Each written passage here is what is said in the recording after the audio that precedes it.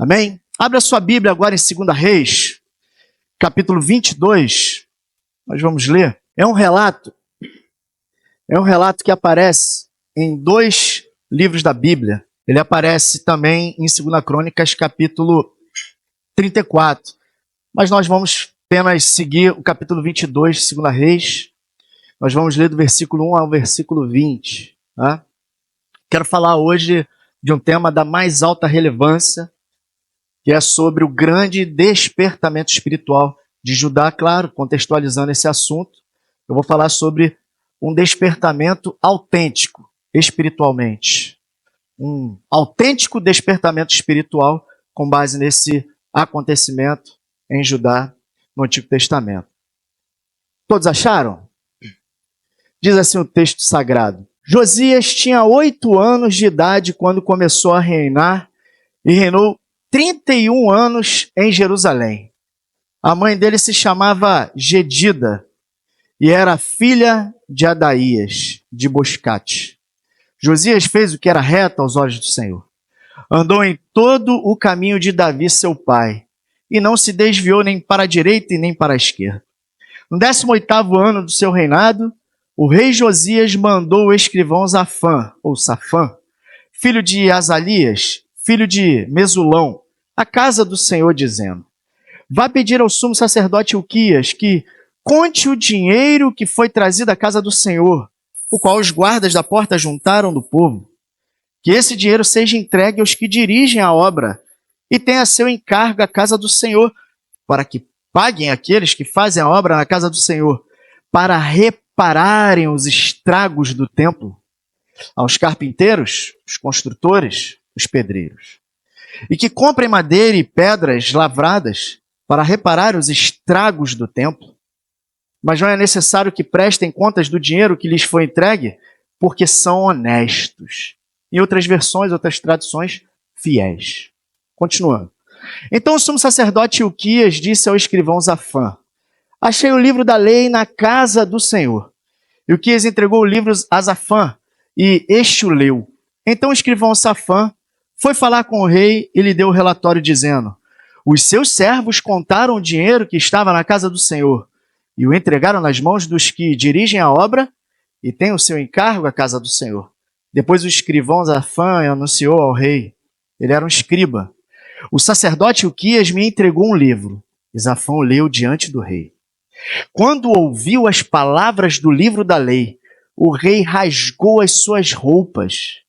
Então deu ordens a Hilquias, o sacerdote, a Aicão, filho de Safã, a Aquibor, filho de Micaías, a Safã, o escrivão, e a Asaías, servo do rei, dizendo: vão consultar o rei por mim, vão consultar o Senhor por mim, não deixa de ser rei, pelo povo e por todo Judá, a respeito das palavras deste livro que foi encontrado, porque é grande o furor do Senhor que se acendeu contra nós, porque os nossos pais não deram ouvidos às palavras deste livro para fazerem segundo tudo que está escrito a nosso respeito. Então o sacerdote Hilquias, Aicão, Aquibor, Safã e Asaías foram falar com a profetisa Hulda, esposa de Salum, encarregado das vestimentas da casa do Senhor, filho de Tikva, filho de Arás. Hulda morava na parte nova da cidade, ou seja, num lugar nobre, em Jerusalém. Eles lhe contaram o que havia acontecido e ela lhe disse: assim diz o Senhor, o Deus de Israel: digam ao homem que os enviou a mim, assim diz o Senhor: eis que trarei desgraça sobre este lugar e sobre os moradores, a saber, todas as palavras do livro que o rei de Judá leu, por terem me abandonado e queimado incenso a outros deuses, para me provocarem a ira com todas as obras das suas mãos. O meu furor se acendeu contra este lugar e não se apagará. Mas ao rei de Judá, que os enviou para consultar o Senhor, digam o seguinte: assim diz o Senhor, o Deus de Israel, a respeito das palavras que você ouviu, visto que seu coração se enterneceu, ou se quebrantou, se comoveu, se arrependeu, e você se humilhou diante do Senhor, quando ouviu as ameaças que fiz contra este lugar e contra os seus moradores, que seriam objeto de horror e de maldição, rasgou as suas roupas e chorou diante de mim. Também eu ouvi a sua oração, diz o Senhor.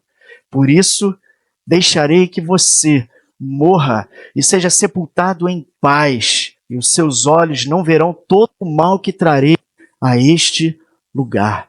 Então eles levaram esta resposta ao rei. Oremos. Senhor, obrigado pela tua palavra. Ela é luz. Ela é luz para os nossos caminhos. Ela é lâmpada para os nossos olhos. E ela é poderosa para transformar as inclinações do nosso coração e nos colocar no caminho da tua vontade, Senhor. Faz a tua obra nessa noite. Usa a minha vida. Eu te peço perdão pelos meus pecados. Eu, Senhor, não mereço, Senhor, ocupar essa posição. Mas eu estou aqui, Senhor, com o meu coração aberto, rendido na tua presença. Te pedimos, Senhor, com humildade, que o Senhor use a minha vida apesar de mim, Senhor. Que o Senhor possa falar aqui nesse lugar. Que a tua palavra ela possa fazer tremer o deserto. Que ela possa dar cria corça. E que a tua palavra também possa trazer, ó Deus, arrependimento, Senhor, nesse lugar. Que saímos daqui não apenas consolados, mas arrependidos e também desafiados a sair daqui e colocar em prática a tua palavra. Em nome de Jesus, amém e amém. Eu não sei quantos de vocês sabem, mas dia 31 de outubro há uma celebração muito importante. Que celebração é essa que acontece no dia 31 de outubro? Poxa, eu fiquei assustado agora. Fiquei assustado. Confesso, o coração está pulsando aqui. Eu não sei nem se eu deveria ter feito essa pergunta, nem está aqui no esboço, mas eu fiz, né? Certamente, dia 31 de outubro é celebrado o dia da Reforma Protestante, um advento, um acontecimento histórico que marcou a igreja e também a história do mundo. Foi uma época em que a Igreja Católica ela havia se corrompido e se afastado da palavra de Deus, mas alguns homens, conhecidos como pré-reformadores, alguns deles reformadores, se levantaram, por assim dizer, foram levantados por Deus para protestarem contra os abusos da Igreja Católica Romana, clamando por mudanças, por transformação. E uma das figuras mais importantes, mais conhecidas desse acontecimento é o monge agostiniano Martinho Lutero, mais conhecido por ter pregado as 95 teses na porta do castelo de Wittenberg, desafiando de uma vez por todas as práticas da Igreja Católica Romana e dando ali o início da reforma do século XVI. A reforma protestante ela trouxe nada mais e nada menos do que um verdadeiro despertamento espiritual no século XVI, pois as pessoas que experimentaram essa reforma, essa luta, esses protestos daqueles que futuramente vieram a serem conhecidos como protestantes, essas pessoas elas passaram a ter acesso à palavra de Deus e às verdades do Evangelho. E foi a reforma protestante que trouxe mudanças significativas na história do cristianismo. E de uma certa forma, o que aconteceu no século XVI também aconteceu em algumas ocasiões da história, mas em porções diferentes, com características diferentes, assim como aconteceu aqui, nessa ocasião em que nós lemos aqui. Houve um despertamento espiritual, um grande avivamento em Judá, que desencadeou uma reforma significativa na história do povo de Deus. O texto de 2 Reis, capítulo 22, narra uma época em que Judá experimenta um grande despertamento espiritual que reflete nessas grandes reformas durante o reinado de Josias. E como eu falei para vocês aqui, enquanto nós estávamos abrindo a Bíblia, esse relato ele é mencionado também em 2 Crônicas, capítulo 34, só que abrangendo maiores detalhes. O enfoque aqui de 2 Reis é mais na narrativa política e histórica do reinado de Israel. Ele abrange os dois reinos, Israel, o reino do norte, e Judá, o reino do sul, incluindo também os motivos que levaram ao exílio babilônico. Então, quando você lê o livro de 2 Reis, você vai ver muita menção a aspectos políticos, luta por poder, alianças políticas, mas você vai ver também declínio espiritual e algumas tentativas de reformar o reino. Mas muitas dessas tentativas fracassaram porque a maioria desses reis não fizeram o que era bom aos olhos do Senhor, o que culminou no exílio babilônico. Mas esse aqui é uma exceção à regra no reinado de Josias. Segunda Crônicas, ela cobre mais detalhes dos eventos, se concentrando especificamente no reinado de Judá e nas reformas religiosas e na busca por restauração do culto e da adoração a Deus. É praticamente exclusiva a narrativa de Segunda Crônicas ao reino do sul, que é o reino de Judá, reino por meio do qual viria o Messias prometido, isso já sugerindo uma expectativa no Antigo Testamento da chegada do verdadeiro rei, do verdadeiro Salvador, aquele que libertaria o seu povo das trevas e daria um fim àquele mal, àquela idolatria, daria um fim àquela pressão, àquela opressão sobre o governo de outras nações estrangeiras. E ainda muito jovem, Josias, ele se destaca de todos os outros reis que antecederam ele, porque a Bíblia fala nesses dois relatos, é unânime. O Espírito Santo, quando inspirou esses escritores, ele fez menção de inspirá-los a dizer isso. Ele fez o que era reto diante dos olhos de Deus, seguindo fielmente os seus caminhos. E é nesse contexto que há esse despertamento espiritual que deixa marcas significativas na história do povo de Judá. E é isso que eu quero falar hoje. É hoje que eu quero falar sobre o verdadeiro despertamento espiritual. Quero compartilhar com vocês pelo menos 4 características importantes de um grande despertamento espiritual para que nós possamos buscar esse despertamento com fervor em nossos dias. E são 4 características. 4 características de um grande despertamento espiritual que precisam ser buscadas por nós. Esse é o meu objetivo hoje. Que você compreenda quais são essas características de um despertamento espiritual, para que você busque isso. Para que você busque isso de maneira pessoal, mas para que você busque isso de uma maneira coletiva com a igreja, para que a gente possa viver isso da maneira que agrada a Deus. E o despertamento espiritual, em primeiro lugar, é caracterizado pela busca de Deus, conforme o relato de 2 Crônicas, capítulo 34, versículo 3, porque diferente da introdução do capítulo 22 de 2 Reis, é dito que Josias, ainda muito jovem, ele passou a buscar o Deus de Davi. O texto diz isso, que ele era muito jovem ainda, e ele começou a buscar o Deus de Davi. Antes dessas reformas que nós vemos no capítulo 23 de 2 Reis e no capítulo 35 de 2 Crônicas. Embora o texto ele não descreva com detalhes os métodos de busca pelo Deus de Davi, é razoável a gente imaginar que essa busca envolvia a prática da oração, mas também uma disposição sincera para viver alinhada à vontade de Deus.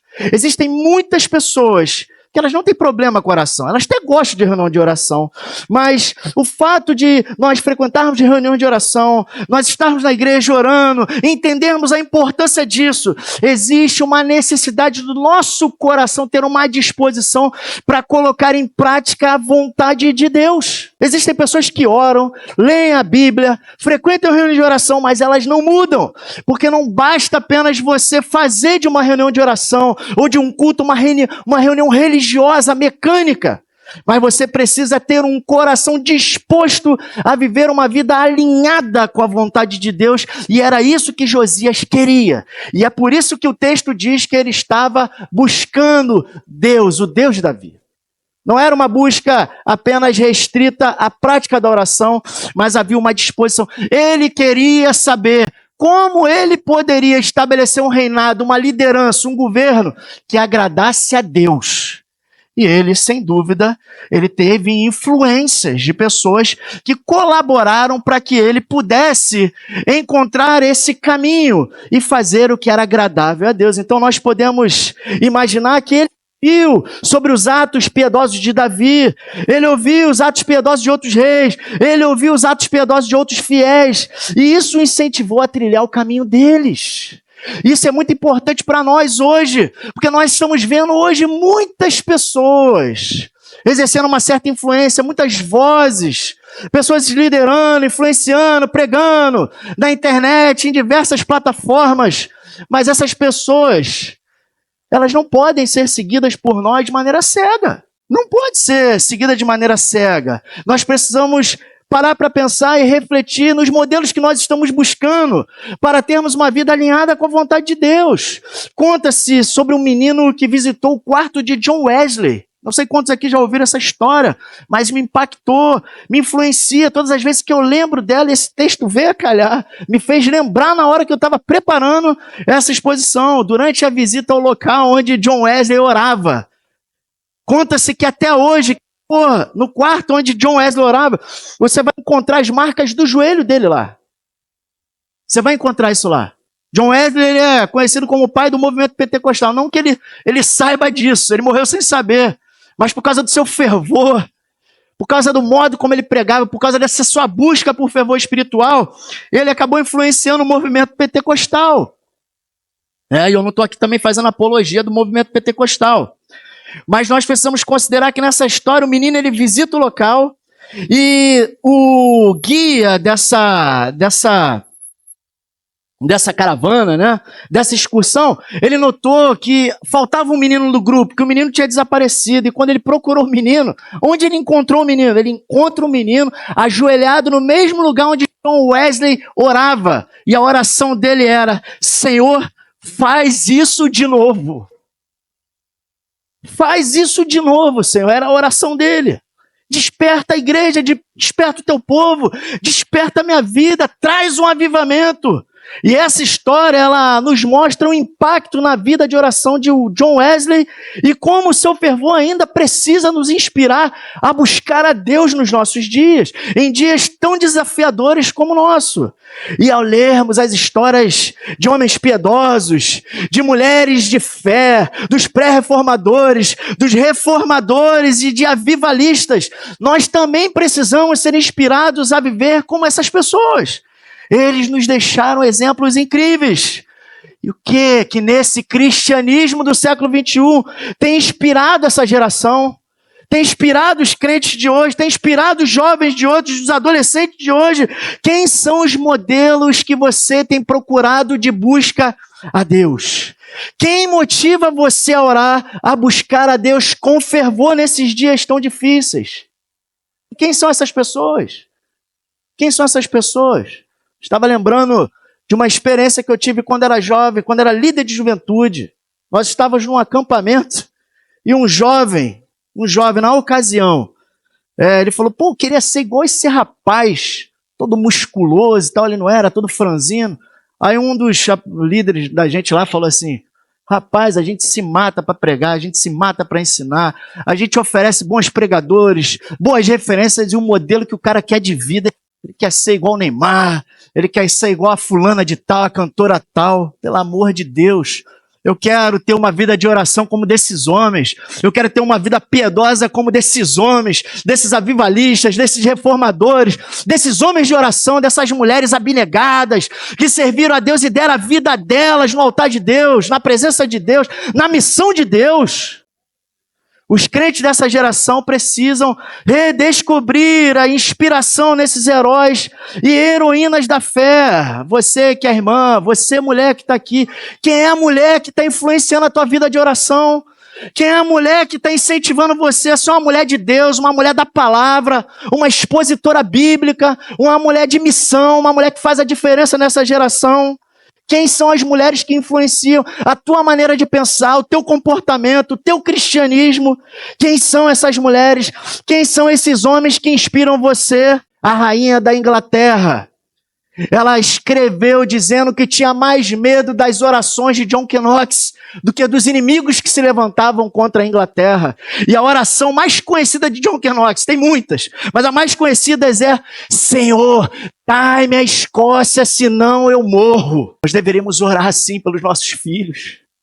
Senhor, dai-me o meu filho, senão eu morro. Converte ele, converte o coração dele, transforma ela, muda a vida dela, transforma que ele seja um jovem que teme ao Senhor. que não se desvia do teu caminho, que ele faça aquilo que é agradável ao Senhor, que ele conheça Jesus, que ele vá para Jesus, que ele queira estar na juventude, que ele queira estar com os adolescentes dessa igreja. Eu não aguento, eu não quero ver meu filho nas drogas, eu não quero ver minhas filhas perdidas se desviando na adolescência, eu não quero ver a minha filha celebrando Halloween, eu quero ver a minha filha celebrando a Reforma Protestante, eu quero ver a minha filha na reunião de oração, eu quero ver minha filha pregando o Evangelho, eu quero ver a minha filha seguindo a esposa de John Wesley, a esposa de Jonathan Edwards, eu quero ver a minha filha seguindo Jesus. Nós precisamos orar por isso. E nós precisamos orar a Deus. Porque orar a Deus é o caminho para um verdadeiro avivamento espiritual. É como içar as velas de um barco.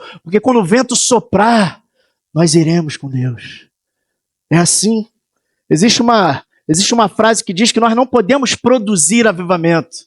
Mas nós podemos nos preparar, nós podemos içar as velas, porque a gente não controla o vento. Mas quando o vento soprar, nós estamos preparados, porque nós estamos orando por avivamento. Um despertamento espiritual também é caracterizado pela pureza espiritual. Em 2 Crônicas, capítulo 34, versículo 3, a parte B desse versículo, fala que ele começou uma campanha de purificação de Judá. Foi o que Josias fez. O homem que fez o que era reto aos olhos do Senhor. E ele fez o reto o quê? Buscando o Deus de Davi, do seu antepassado. E ele não se desviou nem para a direita e nem para a esquerda. O foco dele era purificar Judá. Ele queria que o reino de Deus fosse estabelecido em Judá.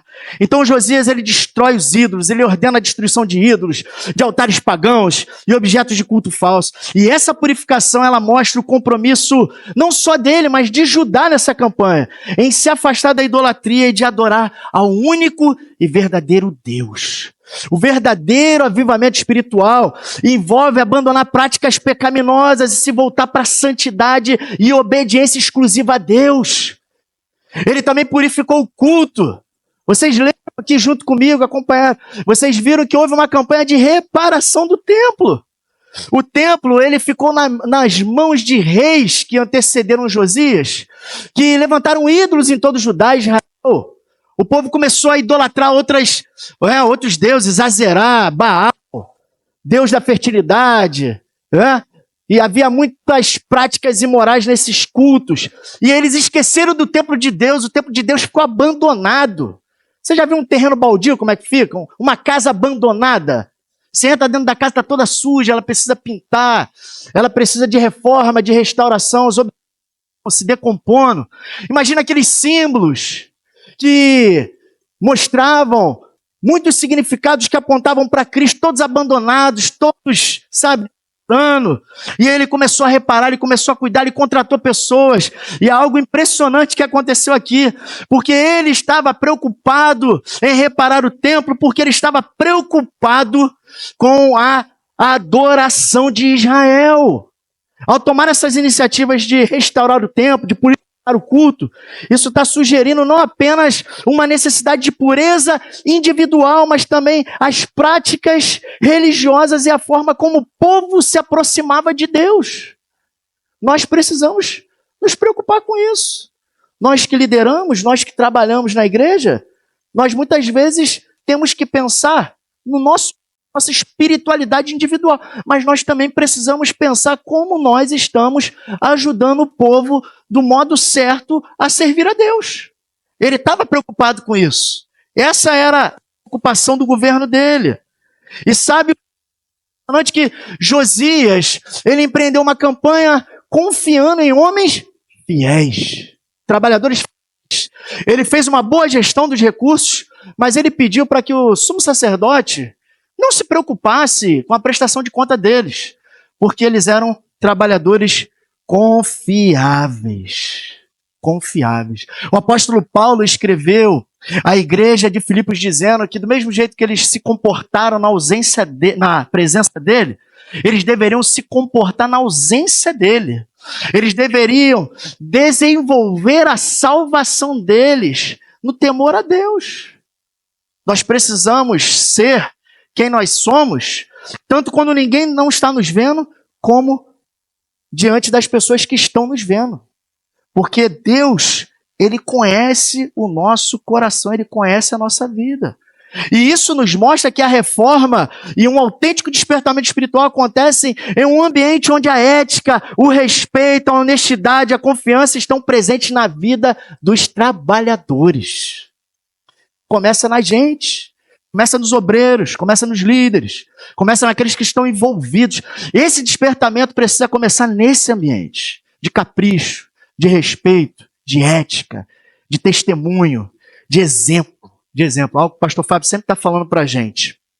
Então, olhando para a nossa sociedade hoje, o que a gente vê é uma crescente secularização que tem afetado até a maneira como nós estamos tratando o culto a Deus. Muitas igrejas hoje, na busca por serem mais atraentes, acabaram até misturando práticas mundanas com a adoração a Deus. Isso me preocupa se nós não estamos sentindo falta disso, porque nós zelamos por algo realmente que seja condizente com o que a palavra de Deus ensina, a nossa denominação acredita e defende.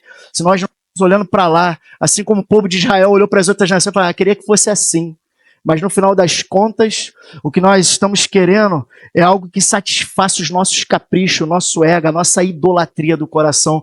Como o próprio João Calvino disse, que o nosso coração é uma fábrica de ídolos. E parece que algumas igrejas estão se tornando verdadeiros shows de celebridades, onde a atenção se volta totalmente para uma figura ou para algumas figuras. As pessoas não vão mais para buscar a Deus, para louvar a Deus como o Senhor daquele culto, mas para ver aquela pessoa, aquele homem, aquela mulher, aquela pessoa tão importante, tão querida, tão amada. Se mistura a idolatria com a justificativa de um culto genuíno. Mas o problema disso tudo, gente, é que as pessoas, elas entram, participam desses encontros, mas elas saem sem transformação. Quais os aspectos hoje da nossa adoração que precisam ser purificados, precisam ser reparados e precisam ser purificados por Jesus? Quando Jesus entrou no templo de Jerusalém, ele viu os cambistas vendendo, ele se irou e ele tomou ação para purificar a casa de Deus. E esse ato ele nos lembra que um verdadeiro despertamento espiritual começa quando Cristo purifica o nosso coração da idolatria, o nosso culto e a nossa adoração exclusiva a Deus. A vontade de Deus é que não haja barreiras, impedimentos, que nada possa tirar a exclusividade dele na nossa adoração. E o despertamento espiritual, ele começa quando a gente reconhece a nossa necessidade de reparar o sagrado em nossas vidas e deixar de lado um pouco esse secularismo e idolatria que estão se misturando com o nosso culto a Deus. Que áreas da sua vida hoje precisam de atenção e reforma já? Que áreas da sua vida? Nós precisamos sair daqui com essa reflexão hoje. Mas em terceiro lugar, o despertamento espiritual, ele é caracterizado pela redescoberta das Escrituras Sagradas. Olha o que diz aí o capítulo 22, versículo 8 ao 10 de 2 Reis. Eles encontraram o livro da lei perdido na casa de Deus. Eles encontraram o livro da lei, a palavra de Deus, na casa de Deus perdida. Pode imaginar uma coisa dessa? Durante as reformas, o sumo sacerdote ele encontra o livro da lei e é provável até que o sumo sacerdote soubesse da existência desse livro. Mas só que naquele contexto de perseguição e de ameaça contra aqueles que pregavam contra os pecados da nação, pode ser que ele tenha se omitido. E agora era a ocasião oportuna para ele, como sumo sacerdote, entregar esse livro e não na mão do rei. Percebam, o texto diz que ele pegou esse livro e não foi até o rei, mas ele foi até o escriba, o escrivão, aquele que tinha acesso ao rei e que tinha essa influência, que prestava essa conta. E foi isso que aconteceu. Mas é importante frisar que o livro encontrado, ele pode ser parte do Pentateuco, especialmente o livro de Deuteronômio, uma vez que essa leitura, ela expõe a condenação severa contra o povo que estava vivendo na prática da idolatria. O pecado que predominava o povo, tanto de Judá como de Israel naquele contexto. E essa descoberta aqui, ela é crucial, meus irmãos e minhas irmãs, porque ela não só seria importante para as reformas que ele precisava fazer no tempo, mas como também advertir os pecados do povo, impactando profundamente o rei e aquela nação, e trazendo eles de volta para o centro da vontade de Deus. Qual é a reação do rei diante da leitura do livro? A reação de Josias aqui é muito clara. Ele demonstra o efeito que a palavra de Deus deve causar em um coração arrependido, como está escrito em Romanos capítulo 3, versículo 20, no Novo Testamento. É pela lei que vem o pleno conhecimento do pecado, e tomando conhecimento das atrocidades que o povo e os governantes estavam cometendo, ele se arrependeu diante de Deus. Uma marca genuína de um despertamento espiritual é a redescoberta da palavra de Deus. Muitas igrejas anunciam avivamento, colocam anúncio, hoje é dia de avivamento, como se avivamento pudesse ser agendado. Avivamento é um ato soberano de Deus. O que nós podemos fazer é buscá-lo em oração, nos colocar na brecha, clamar fervorosamente por um despertamento espiritual genuíno. Mas essas igrejas e esses promotores de eventos, eles recorrem a cultos repletos de músicas e comoção, mas não há espaço para a pregação bíblica. Há tempo para tudo no culto, e pouquíssimo tempo é dado para a pregação da palavra de Deus. E isso tem gerado crentes que gostam de tudo, mas não têm paciência para ouvir uma boa pregação, para ouvir um bom ensinamento, para ouvir instruções, exposição fiel das Sagradas Escrituras. E um dos maiores legados que a Reforma Protestante deixa para as igrejas de todas as épocas é o seu retorno às Escrituras como exclusividade, que passaram a ocupar o lugar central dos cultos. E foi assim que a Reforma Protestante produziu uma transformação eficaz em todas as camadas da sociedade, começando no século XVI. Um despertamento espiritual, sobretudo, ele se manifesta quando a palavra de Deus ela ocupa novamente o lugar central em nossas vidas. Qual é o valor que nós estamos dando para o estudo da palavra de Deus? Qual o valor que você dá para o estudo bíblico? Não estou falando de 9 horas todo domingo. Eu estou falando durante a semana. O que você anda assistindo na internet? Você diz que não tem tempo, você nunca tem tempo. Não tem tempo para orar, não tem tempo para ler a Bíblia, não tem tempo para nada. Mas você tem tempo para navegar na internet, mas não tem. Há muita desculpa, há muita justificativa. Se nós queremos realmente um despertamento espiritual, uma vida avivada, cheia de Deus, desfrutar de um avivamento, nós precisamos também colocar a palavra de Deus como algo prioritário, indispensável, inegociável em nossa vida devocional. Nós vimos aqui que a primeira característica é uma busca por Deus. A segunda característica é o quê?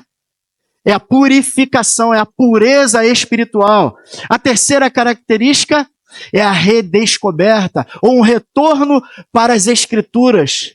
E, por fim, o despertamento espiritual ele é marcado pelo arrependimento genuíno, conforme está escrito aí no capítulo 22, do versículo 11 ao 20. Vamos ler?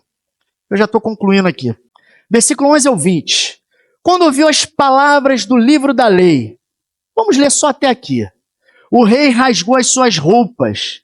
Então deu ordens a Ilquias, o sacerdote, a Aicão, filho de Zafã, a Aquibô, filho de Micaías, a Azafã, o escrivão e a Asaías, servo do rei, dizendo: vão consultar o Senhor por mim.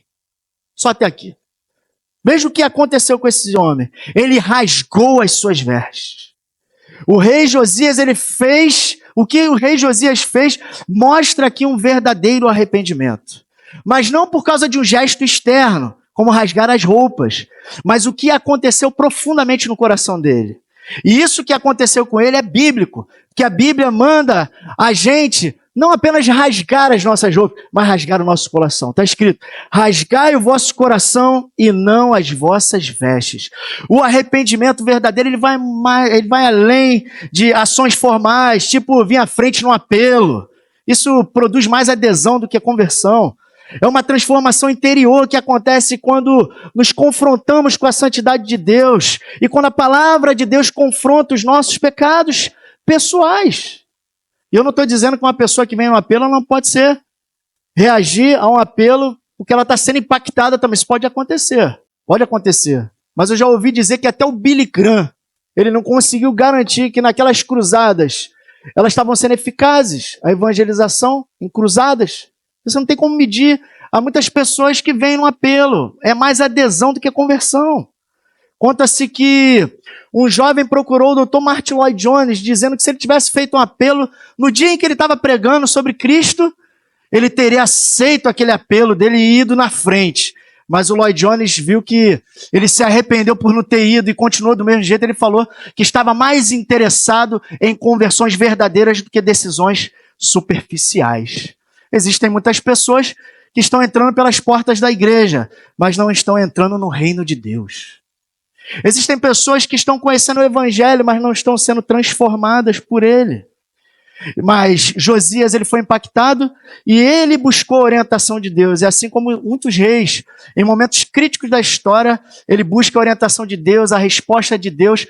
E a resposta que veio para ele foi de uma mulher muito respeitada em Jerusalém. Ela provavelmente tinha influência na corte real. E é dela que vem a mensagem de Deus. E como é que vem a mensagem dela? A mensagem é uma combinação entre justiça de Deus e misericórdia de Deus. É uma mensagem de um verdadeiro mensageiro de Deus. É aquela mensagem que fere, mas é a mensagem que consola. É a mensagem que chama ao arrependimento, mas também dá um consolo, transmite cura. Ela não mentiu para ele como vários feiticeiros e falsos profetas que tinham naquela ocasião. É por isso que ela era respeitada, é por isso que ele procurou. Nós precisamos procurar pessoas que vão nos orientar sobre o caminho certo que nós devemos seguir a nossa vida cristã. Pessoas que levam a sério a palavra de Deus. Você quer saber qual é a vontade de Deus para a sua vida?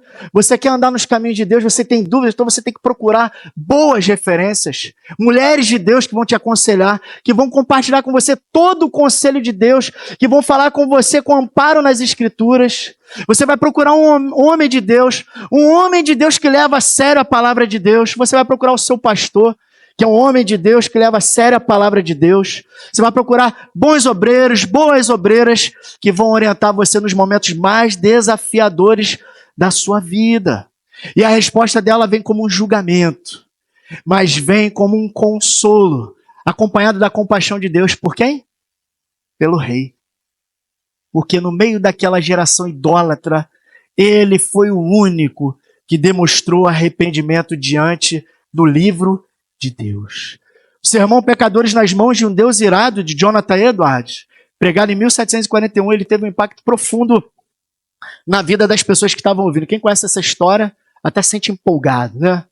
Porque esse sermão ele incluía a fragilidade da vida, em detrimento da lei de Deus, da ira de Deus contra os nossos pecados. E durante esse sermão as pessoas elas começaram a chorar e a pedir clemência. Jonathan Edwards ele teve que parar a pregação dele para que as pessoas pudessem se recompor, porque tamanha era a agonia que elas estavam sentindo pelos pecados que elas estavam cometendo.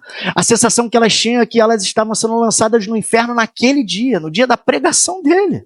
Portanto, um despertamento verdadeiro, ele também reflete um arrependimento genuíno e uma disposição para viver de acordo com a vontade de Deus. Será que nós estamos realmente dispostos a reconhecer o quão pecadores nós somos diante de Deus? Qual é o efeito que a palavra de Deus tem causado na sua vida? Qual é o efeito que a palavra de Deus tem produzido no meu comportamento, no meu caráter? Essa transformação que a gente quer das autoridades do nosso país, de vários líderes, de várias pessoas, né? Tem jovens que reclamam de seus pais, que reclamam do mundo, mas essa transformação que a gente quer nos outros, ela precisa começar na gente. Ela precisa começar no meu caráter, precisa começar com o Anderson. A palavra de Deus precisa produzir esse arrependimento em nossos dias, para que a gente possa adotar hábitos que condizem com o evangelho de Jesus. E é por isso que eu quero concluir dizendo: deixe a palavra de Deus transformar seu coração nessa noite. Deixe que ela confronte você, deixe que ela mexa com esse seu conforto, com essa sensação de bem-estar, porque a sensação de bem-estar nos leva à perdição, é o que a Bíblia diz, antes que seja tarde demais. E ao ser quebrantado pela palavra de Deus, o rei Josias, ele reconhece a gravidade dos seus pecados, os pecados que ele estava cometendo, o pecado que o povo estava cometendo, ele se arrependeu e chamou o povo ao arrependimento, é uma aliança com Deus. O rei Josias e o povo, eles abandonam a idolatria em Judá, e eles se voltam para Deus arrependidos, fazendo uma aliança com ele. Mas só que, embora ele tenha se empenhado por uma reforma, por uma transformação, pela purificação de Judá, de Israel, do culto e de toda aquela nação. Ele morreu no vale do Megido, mostrando nessa narrativa os limites do seu reinado. Cristo, porém, ele é maior do que o rei Josias, pois ele é o rei que ressuscitou dos mortos e o seu reinado não tem fim. E o rei Jesus, ele veio para nos transformar, ele veio para nos despertar, ele veio para nos redimir, ele veio para nos salvar dos nossos pecados. O rei ressurreto e vivo veio para fazer uma obra que Josias não conseguiu fazer. Ele veio fazer uma obra em nossos corações, transformar o meu coração e o seu coração. Ele veio para destruir esses ídolos do nosso coração e tudo aquilo que nos separa de Deus, nos reconciliar com Ele, nos apresentando diante de Deus como pessoas lavadas, purificadas, justificadas, como filhos amados de Deus. Então deixe o Rei Jesus ocupar o seu coração e remover os ídolos que separam você da presença de Deus. Deixe Ele transformar a sua vida e conduzir você a uma nova vida. Deixe Ele transformar você de dentro para fora. E saia daqui hoje experimentando o poder de Jesus, para que você possa adotar novos hábitos, atitudes que agradam a Deus, como um filho redimido, como uma filha amada, para vencer o mundo, para vencer a sua carne, para vencer o pecado, para vencer o diabo, pela fé somente em Jesus. Amém? Esse é o despertamento que nós precisamos, que nos leve para Cristo, que nos leve a ter uma aliança com Cristo, que nos leve a viver Cristo e pregar Cristo nesses dias tão difíceis. Amém? E que Deus nos abençoe. Oremos. Feche seus olhos.